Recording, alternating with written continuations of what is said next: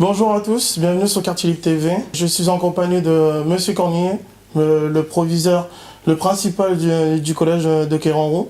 Bonjour Monsieur Cornier. Bonjour. Alors vous êtes venu ici pour faire un peu la présentation du collège, du collège et sur l'atelier du numérique. Est-ce que vous pouvez nous dire un peu en quoi ça consiste ?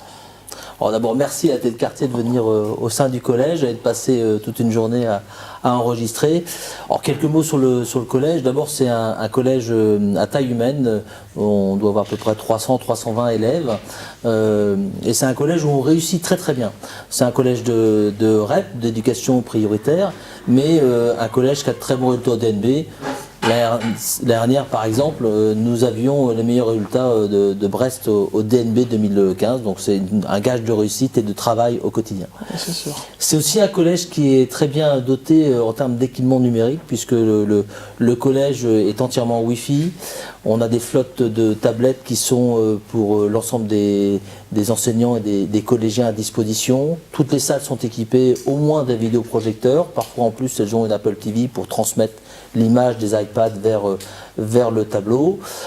C'est aussi un établissement qui a beaucoup de partenariats de jumelage, un gros jumelage avec la Carène, jumelage culturel qui concerne toutes les classes et jumelage qui s'étale sur 3 ans. On va faire la dernière année l'année prochaine avec des projets aussi palpitants que le projet de web radio qui va se mettre en place, mais il y en a d'autres. Un partenariat fort avec la troupe de théâtre d'Impro Infini sur le théâtre d'improvisation. Depuis maintenant 2 ans, les élèves participent au trophée d'improvisation qui est parrainé par Jamel Debbouze sur Paris. Donc ils vont à Versailles en compétition avec d'autres villes de France et d'autres collèges. Et puis ici à l'interne, on a travaillé la première année avec Daoulas, il y a 2 ans, sur ces échanges entre collégiens sur le théâtre d'improvisation. Et l'année dernière, on a travaillé avec la Fontaine Blanche. D'accord. Voilà, donc c'est beaucoup de projets qui concourent au bien-être des élèves à l'interne pour qu'ils réussissent leur scolarité. Et ça va jusqu'au bâti dans l'établissement, parce que en 2 ans, depuis que je suis arrivé, on a transformé complètement l'entrée du collège. C'était revisité pour sécuriser les flux, pour donner une meilleure image. On a refait complètement le hall du collège. On a quelque chose qui est tendance en termes de couleur et beaucoup plus aéré.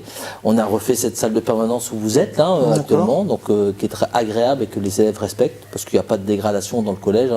On a au moins, il y a ça qui est extrêmement positif, c'est que les élèves, je pense, apprécient leur collège, ils viennent en toute quiétude et on n'a pas de souci de ce côté-là.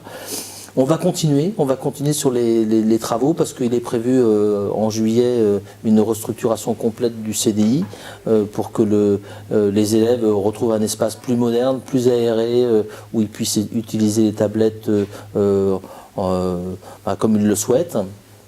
Et puis après, il y a d'autres projets qui sont un peu plus lointains, qui vont encore contribuer à l'amélioration de l'établissement. C'est la rénovation complète des ateliers SECPA, sur l'atelier bâtiment, les ateliers sur la restauration, l'hygiène, voilà.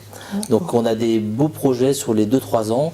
Tout ça, je dirais tout ça grâce au département qui investit beaucoup d'argent sur le collège et à de multiples subventions de BMO, de Brest Métropole et du CUX, du contrat social pour aider les collégiens, enfin les collèges à mettre des projets en place. Voilà. D'accord. Et c'est le seul collège qui est entièrement numérique ?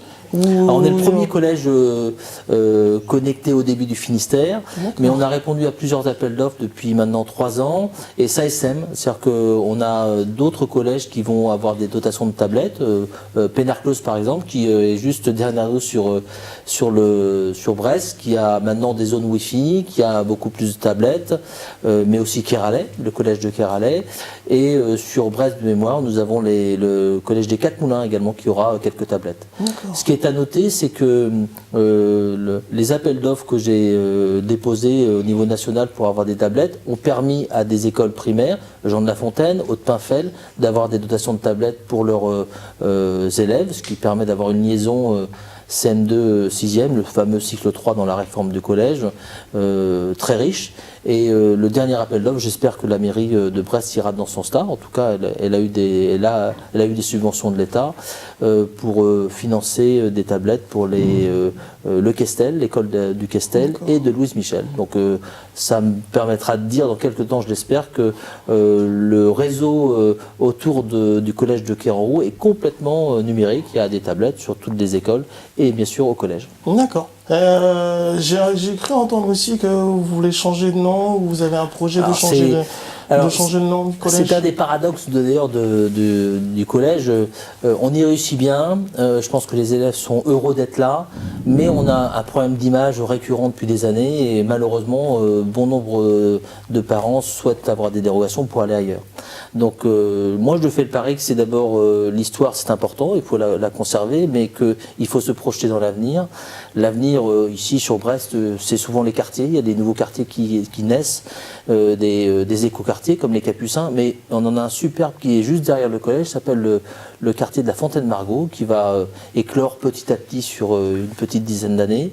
Et j'ai souhaité pour les élèves, parce que tout ça ne se fait que pour les élèves, effectivement changer le nom. Donc logiquement, le changement de nom se fera pour la rentrée prochaine.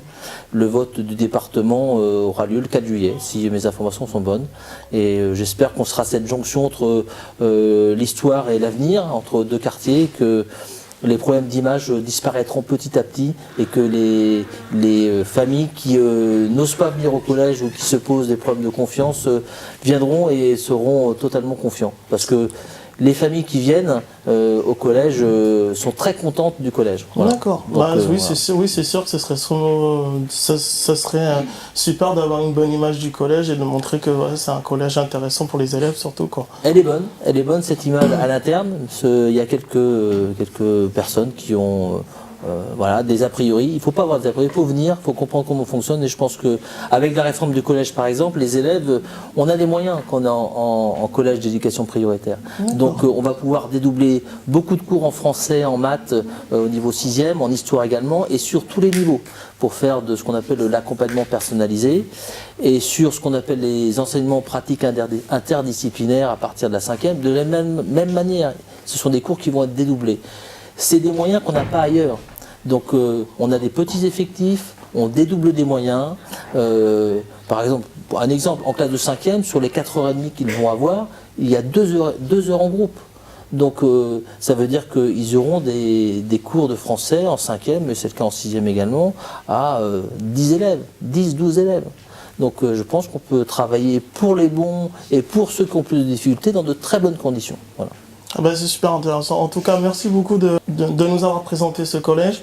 Merci à vous d'être venus et puis vous êtes les bienvenus ici pour d'autres émissions.